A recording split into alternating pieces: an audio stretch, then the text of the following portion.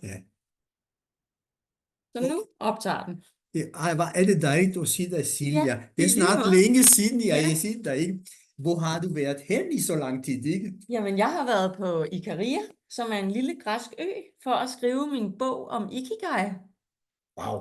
Ja, Og hvor stor er Ikaria? Jeg tror, jeg har hørt om den før. den er lidt på størrelse med Langeland, tror jeg nok, man siger, den er. Hvor mange mennesker bor der? Ikke så mange. Nej. Det er ikke nogen. Det er faktisk en bjergø. Så Okay. der bor også mennesker oppe i bjergene, men jeg tror, at 90% af øen, den er ubeboet. Okay, det er Det fordi... er en meget naturø. Okay. Mm. Ja. Altså, var det med en salat i løen, eller er det en lufthavn? Jeg sejlede til øen, men der er lufthavn. Okay. Så man kan godt flyve. Så flyver man til Athen, Okay. og så flyver man videre fra Athen til Ikaria. Ja. Men jeg fløj til Samos, som Okay. ligger lige ved siden af. Og så tog jeg båden fra Samos til Ikaria. Wow. Ja. Samos har jeg også hørt godt om. Jeg har aldrig været det, ikke? Så, Men Samos er noget mere turistet. okay. Der er også meget smukt og alt muligt på Samos, men Samos er mere turistet. Ikaria der kommer også turister, men det er mere turister, som kommer der for at vandre, for eksempel. Altså, så det er mere aktive turister. Ja. Der er faktisk nogle ret lækre sandstrande der, men der er ikke lige så mange af dem, og de taler ikke til det der badegæsthotel, eller hotel, altså sådan, sådan bare badegæst. Ja. Kom du til at bo på et hotel, eller har du lejet det? Ja, jeg boede på et hotel, men det var i en lille bitte by. Okay. Hvor, Det er ikke nogen stor by i Ikaria, ikke? Ikaria, det kommer fra Ikaros. Er det ikke rigtigt? Jo, det mener jeg faktisk, det gør. Ja. Så det er omkring der fra ned, ikke? Ja, det gør det. Ja. Og det var dramatisk, ikke? Ja. Det var jo menneskets forsøg at stige op og tro sig de store kræfter. Ja, og være Gud. Og være Gud, netop. Ja. Men du har sagt, at til gengæld, de laver jo virkelig god honning. De laver måske verdens bedste honning. Kan du beskrive den der honning til os? Ja, altså det jeg var overrasket over, da jeg smagte den første gang, da jeg var der nu her, det var, at for det første er den cremet lidt som en smør, faktisk. Okay. Og så smager den smager af karamel. Og så meget sukker selvfølgelig. Altså den er sød på samme måde som honning, og alligevel er det ikke bare sådan sukkersød, den har smag i sig. Den er meget, meget mere smagfuld end den honning, vi kender til. Og så er den jo blandt andet fyldt med antioxidanter. Ja, rigtigt. Og så nogle honninger tilfører man faktisk pollen. Men der tager man så pollen fra blomster og putter i. Men det der er Ikaria-honning, der er processen, man fremstiller det, for man fremstiller det ikke. Man tager det bare og putter det i en krukke, eller hvad man kan sige. Man gør ikke en masse ved det. Og det gør, at den pollen, som bierne har tilført honningen, den er bevaret. Og når bier tilfører pollen, så bliver den faktisk fermenteret. Og det er noget med, det er mere end 1000 gange så mange pollen, der er i ikariansk honning, og som så oven i købet er fermenteret, så man får også nogle af de gode ting, vi ved i dag, der er ved fermenteret kost, ved at spise deres honning. Så man siger, at et menneske kan overleve på 1 teske fuld af den honning om dagen.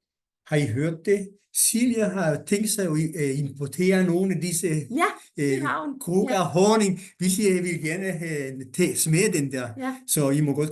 Silja har også gjort noget andet. Hun sad jo dernede og skrev en bog. Kan du forklare, hvad du skrev om? Ja, jeg skrev om Ikigai, som er en japansk filosofi.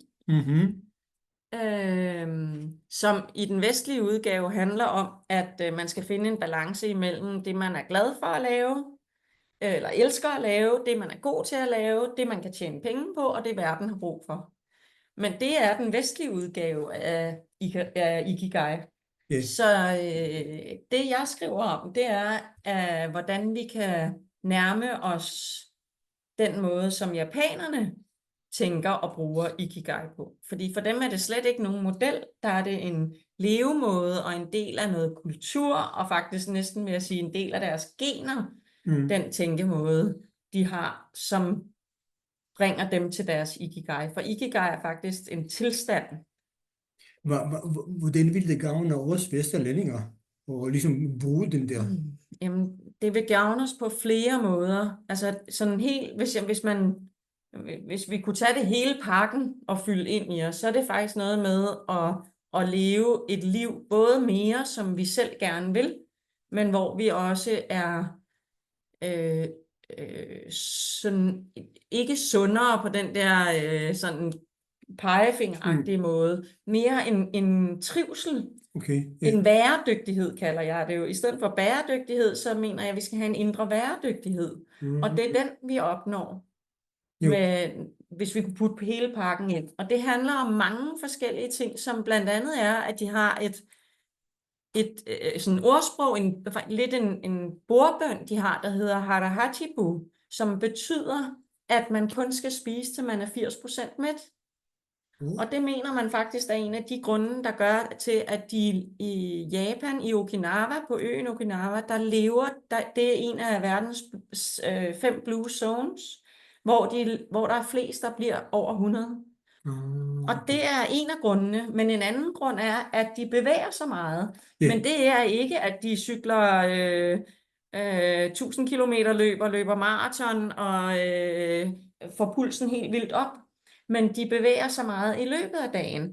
Og op og ned og går i bakket terræn og dyrker deres egne grøntsager, som desuden også er en af de ting, man mener er grunden til det, det er, at de spiser langt flere grøntsager, end vi gør, og det er uforarbejdet mad.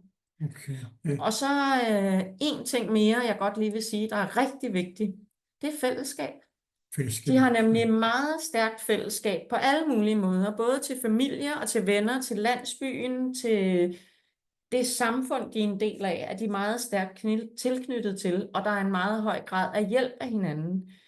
Men det gør for eksempel også, at de går ikke på pension. Men det handler ikke om, at man forventer, at de arbejder til de dør. Det handler om, at de vil gerne være en del af samfundet og bidrage indtil de dør. Så derfor bliver de ved med at gøre ting. Både for deres familie og for samfund. Og for, ja. Og så, som jeg hører fra Silja, det er jo i virkeligheden en japansk gammel måde at leve på, men som står lidt i kontrast til den moderne livsstil, som vi har ført i hvert fald op til. Ja, den står meget i kontrast til det. Ja, og det var godt.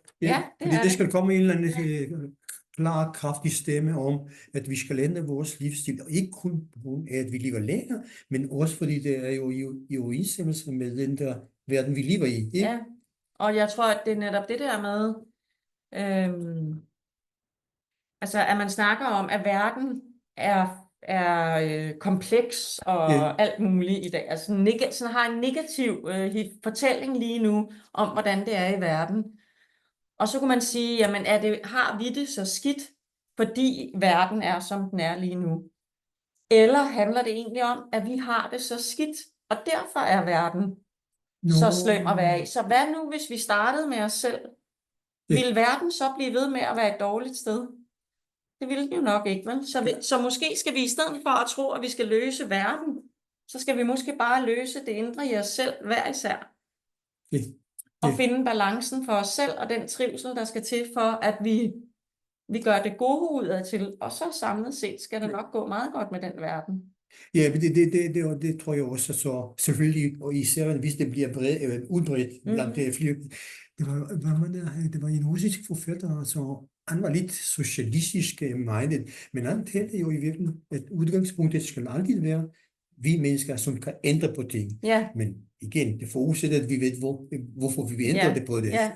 Altså vi skal, det gør den. Altså man kan sige, revolutioner kommer jo altid nedefra, men man skal vide, hvad den skal handle om, for at man kan lave revolution. Så I husker, hvis I gerne vide lidt om den der vidunderlige livssyn, så kan I købe Siljas bøger. Men hvor skal man kontakte dig? Man kan finde mig på LinkedIn. på Cecilia Nielsen. Okay. Så vil man kunne finde både, at jeg har faktisk lavet en taknemmelighedsdagbog, som man kan starte med. Den er til salg nu. Og så er der Ikigai-bogen, og den kan man læse med på, for den ligger nemlig på nettet, så man hele tiden kan læse, hvad jeg går ind og skriver den. Så indtil jeg har skrevet den færdig, så kan man faktisk læse den gratis. Og når den så er skrevet færdig, så kan man få lov at købe den. Det var godt. Ja. Ja. Stort tillykke med det, ikke? Tak. Og tak for snakken. Det var dejligt at se dig igen, Benjamin. Og så prøver vi lige at se, hvad vi skal gøre her. Fordi så går vi nemlig herop og siger sluk for recording.